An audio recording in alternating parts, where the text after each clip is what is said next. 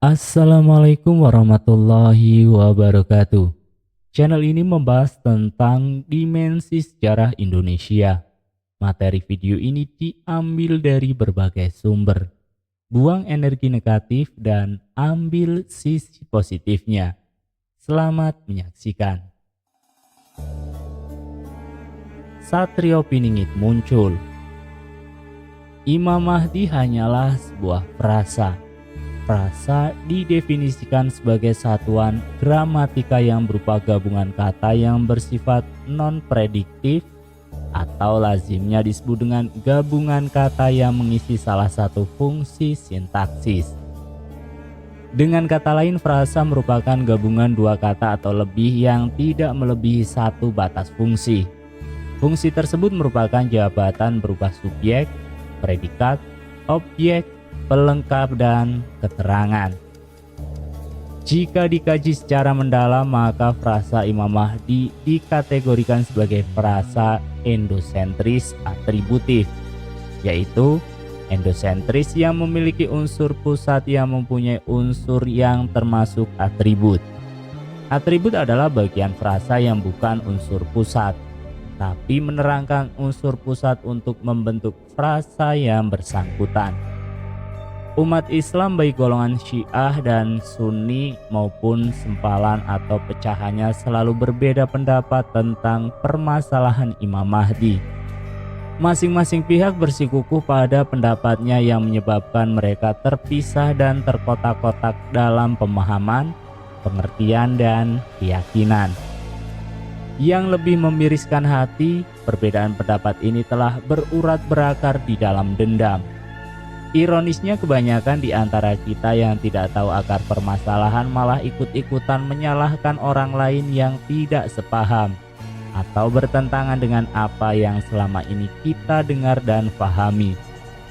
Begitu mudahnya kita mengemukakan hadis Nabiullah Muhammad SAW, sementara belum tentu kita paham terhadap hakikat dan maknanya. Hadis-hadis Nabi Muhammad tentang Imam Mahdi cukup banyak dan beragam, sehingga dibutuhkan kearifan dan kecerdasan untuk mengklasifikasikannya sebelum menafsirkannya. Jika ditafsirkan secara keseluruhan tanpa dilakukan pemilahan, maka hadis tersebut akan membingungkan kita sendiri. Jika bisa dianalogikan, maka dapat dikatakan kita hanya meraba-raba di tempat yang gelap. Dengan kata lain, kita meyakini sesuatu yang sesungguhnya tidak kita ketahui. Penafsiran Imam Mahdi di kalangan umat Islam sangat beragam, bahkan boleh dikatakan mengambang oleh karena tidak adanya suatu ikatan atau pegangan yang pasti. Ini disebabkan karena tidak satupun ayat di dalam Al-Quran yang merujuk kepada sosok Imam Mahdi. Satu-satunya bekal kita hanya pada hadis Nabi. Namun faktanya bekal ini jadi tersia-siakan sebab kita berbeda dalam memahaminya. Memahami Al-Quran dan hadis Nabi berkaitan erat dengan banyak faktor, antara lain lingkungan, kecenderungan pribadi, perkembangan masyarakat, kemajuan ilmu pengetahuan dan teknologi, dan tentu saja tingkat kecerdasan dan pemahaman masing-masing mujahid. Cakraningrat memandang perbedaan pendapat di kalangan umat Islam tentang sosok Imam Mahdi. Akar permasalahannya disebabkan karena penafsir hadis tidak menguasai linguistik. Linguistik teoritis adalah bidang penelitian bahasa yang dilakukan untuk mendapat kaidah-kaidah yang berlaku dalam bahasa manusia pada umumnya. Bidang-bidang yang secara umum dianggap sebagai inti linguistik teoritis adalah fonologi, morfologi, sintaksis, dan semantik. Linguistik teoritis juga terlibat dalam pencarian universal linguistik, sifat umum yang dimiliki semua bahasa.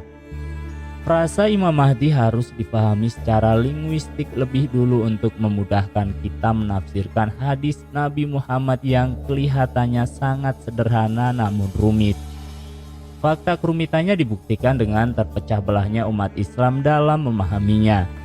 Meskipun linguistik hanya ilmu bahasa, namun seringkali linguistik digolongkan ke dalam ilmu kognitif, psikologi, dan antropologi.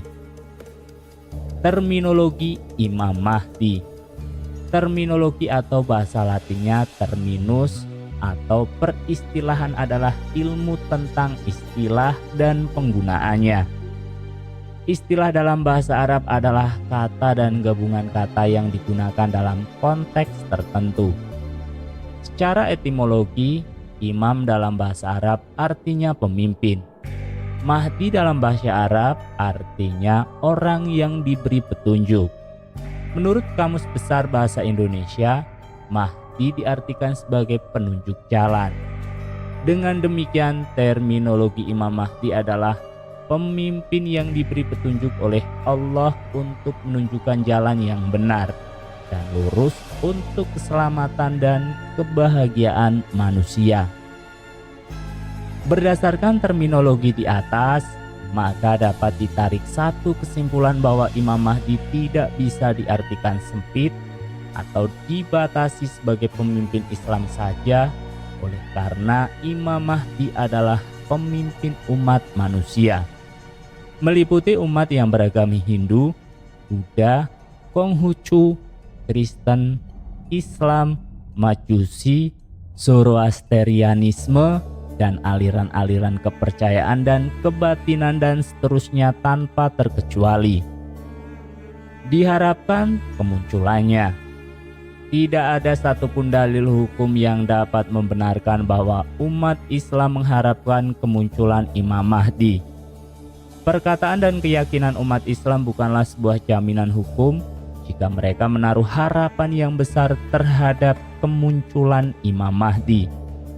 Menyebut Imam Mahdi sebagai pemimpin untuk umat Islam saja adalah sebuah kekeliruan fatal yang mementahkan seluruh argumen-argumen yang mereka kemukakan. Umat Islam terjebak dan terbelenggu pada primordialisme mereka sendiri. Hanya satu yang mengharapkan dan mendamba-dambakan kemunculan Imam Mahdi, yaitu Allah, Tuhan semesta alam. Nabi Muhammad bersabda, "Andaikan dunia tinggal sehari, sungguh Allah akan panjangkan hari tersebut sehingga diutus padanya seorang lelaki dari ahlil baitku, namanya serupa namaku. Nama ayahnya serupa nama ayahku. Ia akan penuhi bumi dengan kejujuran dan keadilan sebagaimana sebelumnya dipenuhi dengan kezaliman dan penganiayaan." Hadis riwayat Abu Daud. Ahlul Bait dalam bahasa Arab adalah istilah yang berarti orang rumah atau keluarga.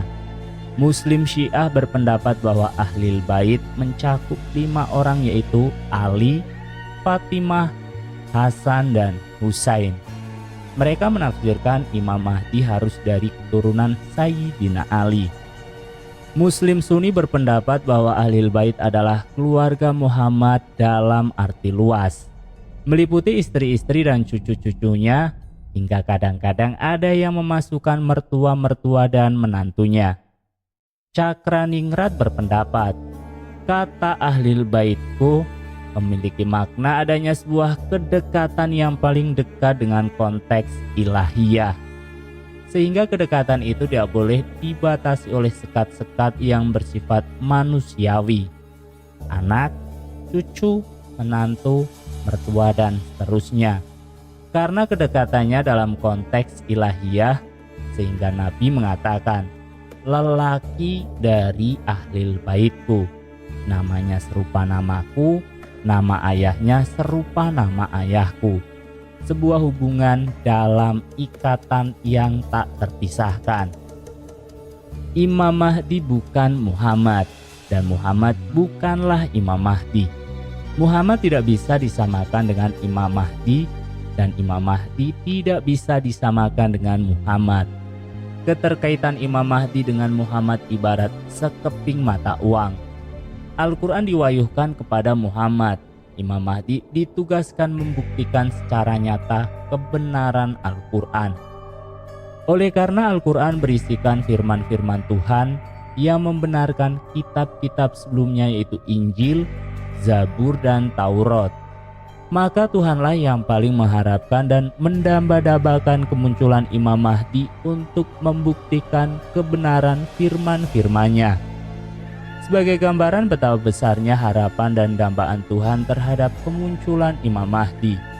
Sampai-sampai dikatakan oleh Nabi, andaikan dunia tinggal sehari dan terjadi kiamat, sungguh Allah akan panjangkan hari tersebut, atau menunda terjadinya hari kiamat demi kemunculan Imam Mahdi. Seberapa lamakah usia dunia akan dipanjangkan?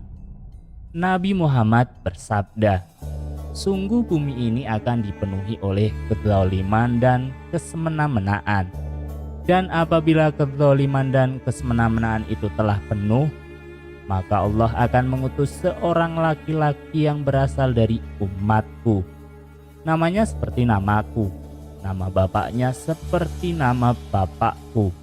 Maka ia akan memenuhi bumi dengan keadilan dan kemakmuran, sebagaimana bumi telah dipenuhi sebelum itu oleh kezaliman dan kesemena-menaan.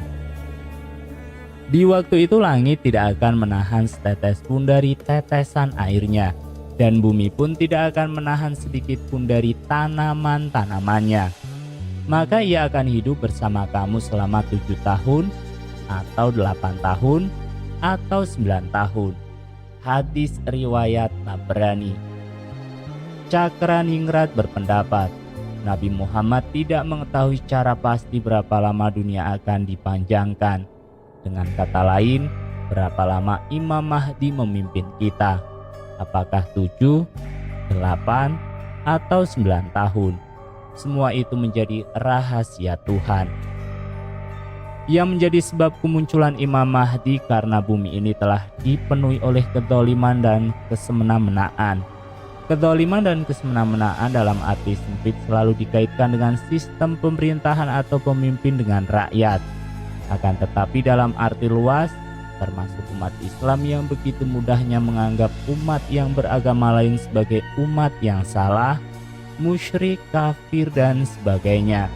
Bahkan sebagian kelompok umat Islam begitu teganya membunuh umat lain dengan alasan demi perjuangan Islam. Semua ini termasuk bentuk-bentuk kezaliman dan kesemena-menaan.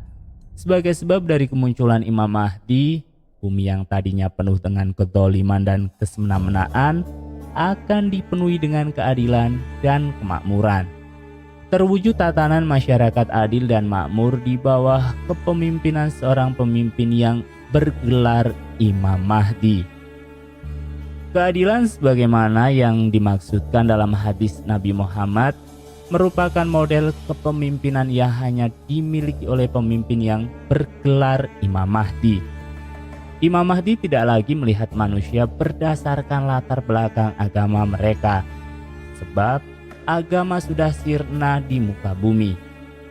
Dalam iman Kristiani disebut dengan damai. Nostradamus menyebut suasana kehidupan tanpa agama sebagai New World Religion atau agama baru dunia. Kami tidak tahu dengan kalimat apa untuk membahasakannya. Albert Einstein, seorang pencetus teori relativitas, membahasakan keadaan tersebut dengan berkata, sesungguhnya hari ketika dunia dipenuhi dengan perdamaian dan ketentraman, dan manusia di dalamnya saling mencintai dan bersaudara tidak akan lama lagi. Kemakmuran sebagaimana yang dimaksudkan oleh hadis Nabi Muhammad adalah satu keadaan kehidupan masyarakat yang berkecukupan namun tidak berlebih-lebihan. Iman Kristiani menyebutnya dengan kata sejahtera. Ini dimungkinkan akan terjadi karena kepemimpinan Imam Mahdi akan didukung oleh alam semesta di mana langit tidak akan menahan setetes pun airnya dan bumi tidak akan menahan apapun yang akan ditanam. Nabi Muhammad bersabda, pada akhir zaman akan muncul seorang khalifah yang berasal dari umatku, yang akan melimpahkan harta kekayaan selimpah-limpahnya. dan ia sama sekali tidak menghitung-hitungnya. Hadis riwayat Muslim dan Ahmad. Untuk mewujudkan masyarakat yang adil dan makmur, damai dan sejahtera dibutuhkan dukungan logistik yang sangat besar.